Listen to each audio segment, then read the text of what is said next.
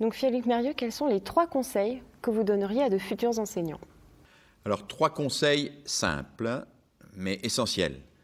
Premièrement, dans le prolongement de ce que je viens de dire, n'organisez pas la discipline, organisez le travail de vos élèves.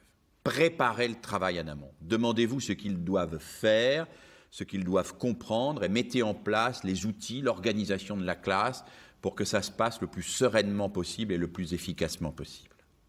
Deuxième conseil, restez des chercheurs, restez des inventeurs, restez des passionnés de votre métier.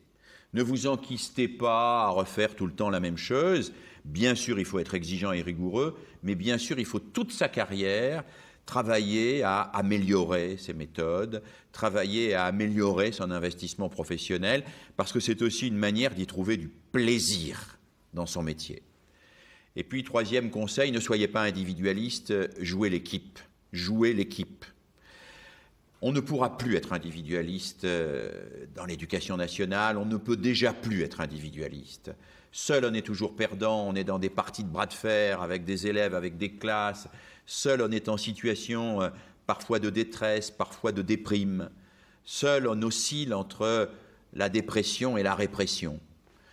En équipe, on est plus fort, en équipe, on est plus inventif, en équipe, on est plus imaginatif et en équipe, on peut porter l'institution scolaire et en faire une véritable institution collective de la République. Donc, 3 conseils, 3 conseils simples. Organisez le travail, restez des chercheurs et jouez collectif. Et je crois qu'avec ça, vous réussirez et que l'enseignement sera plus que jamais le métier du futur. Merci beaucoup Philippe Mérieux pour cet entretien des grands témoins de l'éducation. Merci à vous.